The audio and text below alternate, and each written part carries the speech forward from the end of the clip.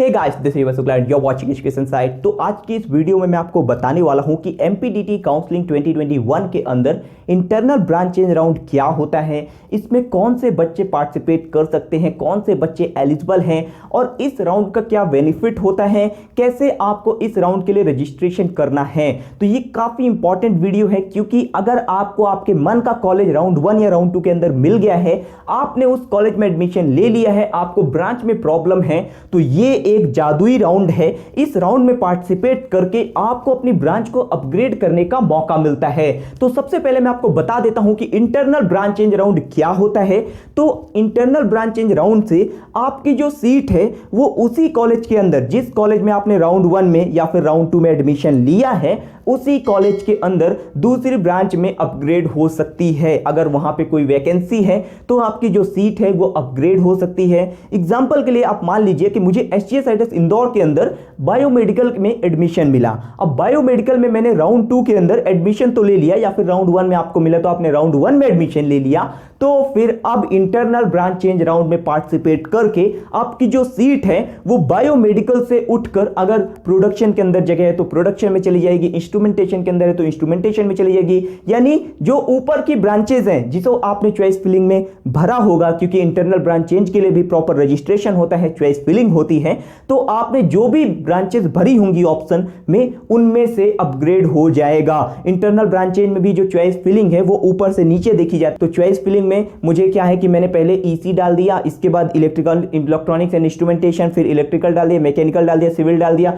और प्रोडक्शन डाल दिया। तो अब जब इंटरनल ब्रांच चेंज राउंड होगा तो फिर मुझे ऊपर से देखना स्टार्ट होगा और मान लो मुझे सिविल में एडमिशन मिल गया या प्रोडक्शन में एडमिशन मिल गया, ठीक है, तो ऐसे मेरी जो ब्रांच है वो अपग्रेड हो सकती है। इंटरनल ब्रांच चेंज के लिए जो डेट है वो एमपीडीटी के अंदर 21 से 23 के बीच है। 21 से 22 आपको रजिस्ट्रेशन करना है और 23 को इसका रिजल्ट आने वाला है। आपको लगभग एक दिन का ही टाइम दिया गया है इंटरनल ब्रांच चेंज की रजिस्ट्रेशन के लिए, तो आप इसको मिस मत करना, बहुत इंपॉर्टेंट होता है। रजिस्ट्रेशन कुछ कठिन नहीं होता है, सिंपली आप जब उस पर क्लिक करेंगे तो वहां पे आपके पास एक ऑप्शन आएगा, उस पर आपको क्लिक करना है, देन आपको चॉइस फिलिंग कर देनी है। सिंपली जिस भी कॉलेज के अंदर एडमिशन है वो आपको सारी ब्रांचेस दिखाएगा, उनमें से आपको सारी ब्रांचेस जो भी आपको सेलेक्ट करना है वो सेलेक्ट कर सकते हैं चॉइस फिलिंग, और फिर इसके बाद आपको 100 रुपीज का जो पेमेंट है वो करना होता है। जब आप 100 रुपीज का पेमेंट कर देते हो तो आपकी इंटरनल ब्रांच चेंज की जो चॉइस है वो लॉक हो जाती है और आप इस राउंड में अपीयर हो जाते हो। याद रखना, सिर्फ एक दिन का ही टाइम दिया गया है इंटरनल ब्रांच चेंज में पार्टिसिपेट करने के लिए। तो इस वीडियो को दोस्तों के साथ जरूर शेयर करना। एंड इस राउंड में पार्टिसिपेट करने का बेनिफिट ये होता है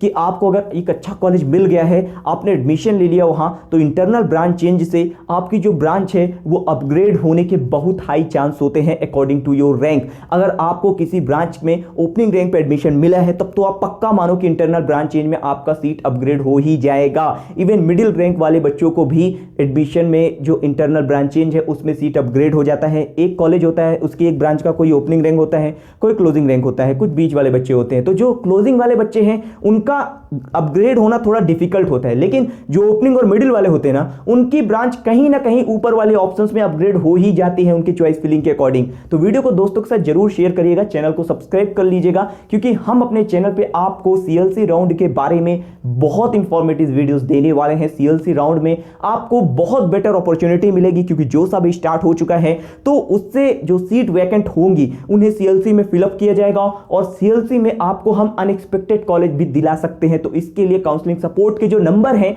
वो वीडियो के डिस्क्रिप्शन में है, वहां से जाकर आप सीएलसी राउंड के लिए हमारे काउंसलिंग टीम से सपोर्ट ले सकते हैं। हम आपको गारंटी देंगे कि जो बच्चों को राउंड 1, 2 में नहीं मिला या अपग्रेड में नहीं मिला, वो हम आपको आपकी रैंक के अकॉर्डिंग सीएलसी में दिलाएंगे। ये कंफर्म है, क्योंकि सीएलसी में आपको बहुत फायदा मिलने वाला है। सीएलसी के लिए सीट्स वैकेंट होंगे, उन्हें फुलफिल करने के लिए आपके पास एक अच्छी अपॉर्चुनिटी है कम रैंक पे एक अच्छा कॉलेज लेने के लिए।